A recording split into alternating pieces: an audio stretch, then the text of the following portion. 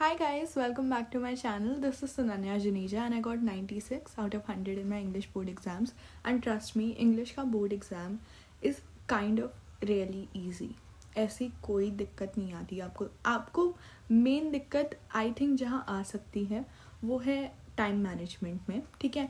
But तब भी बहुत सारे बच्चों के ना इंग्लिश में मार्क्स कट जाते हैं. And I think the main reason कि आप लोगों के मार्क्स इतने कटते हैं इज़ बिकॉज जो लास्ट के जो आंसर्स होते हैं ना आपके, जो 6 मार्कर्स क्वेश्चंस होते हैं, जो मोरल वाले क्वेश्चंस होते हैं, जो जिसका कोई डेफिनेट आंसर नहीं है बुक में, वो हम सही से नहीं लिख के आते.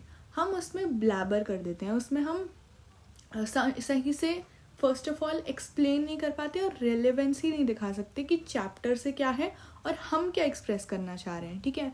तो अब आप ये तो समझ लो कि जो लास्ट के 6 मार्कर्स क्वेश्चंस आते हैं वो बहुत ज़्यादा हमें उसमें दिमाग लगाना होता है, थोड़ा सा अपनी खुद की क्रिएटिव राइटिंग करनी होती है. और ऐसा नहीं है कि हम क्रिएटिव राइटिंग 3 दिन में डेवलप कर लें, 2 दिन में कर लें, ये पॉसिबल नहीं है. बट ये ज़रूर है कि हम स्मार्ट वर्क कर सकते हैं. इवन तो अगर हमें क्रिएटिव राइटिंग नहीं आती तो हम ये देख सकते हैं कि सपोजिटली हमने सैम्पल पेपर्स उठा लिए या फिर सारे चैप्टर्स उठा लिए और ये देख लिए कि इससे रिलेटेड टॉपिक्स क्या हैं, ठीक है. जैसे कि अगर मैंने ये एग्जांपल देखा भी था कहीं कि भोली चैप्टर है, ठीक है, तो उसमें हम देख सकते हैं कि बात हो सकती है वुमेन एम्पावरमेंट की या फिर चाइल्ड मैरिज की, डाउरी की. ये सब चीज़ें आई थिंक रेलेवेंट थी इस चैप्टर में, जितना मुझे याद है. And that was a really emotional chapter, ठीक है. तो हमें ना उसकी थीम समझनी है बेसिकली और हमें उसकी थीम से रिलेट करना है, ठीक है. ये बहुत ज़्यादा हम भूल जाते हैं. तो अभी व्हाट वुड आई से इज़ कि आपके पास टाइम है, आप सारे चैप्टर्स की थीम पढ़ो, ठीक है, और जाके चैट जीपीटी को बोल सकते हैं कि इससे आपको क्या लगता है कौन से मोरल क्वेश्चंस आ सकते हैं, है ना. ये बहुत ही रेलेवेंट चीज़ है. और आपको कितना टाइम लग जाएगा? आधा घंटा लग जाएगा मैक्सिमम.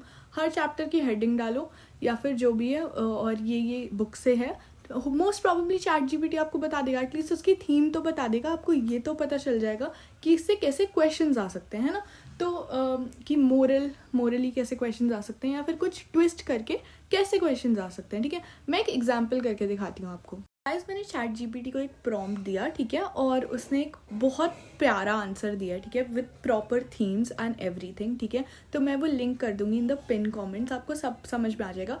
बेसिकली आपको चैट जीपीटी को पूछना है कि what is the relevant theme of this particular chapter, ठीक है, and what moral questions can come from it and what twisted questions can come from it. और उसने जनरली बहुत अच्छे वो दिए. अगर आपको कोई प्रॉम्प्ट देना जो बेटर है मेरे से तो लेट मी नो, ठीक है. बट अभी आपके पास टाइम है, ठीक है, डेफिनेटली आप जा सकते हो और पूछ सकते हो चैट जीपीटी से. और आपको कितना टाइम लगेगा उसे पूरे पढ़ने को? आधा घंटा, ठीक है, या फिर 1 घंटा ज़्यादा से ज़्यादा लग जाएगा. तो please go and do that. इससे आपके मार्क्स लिटरली बहुत ज़्यादा इंप्रूव हो जाएंगे. चलो, thank you so much, bye.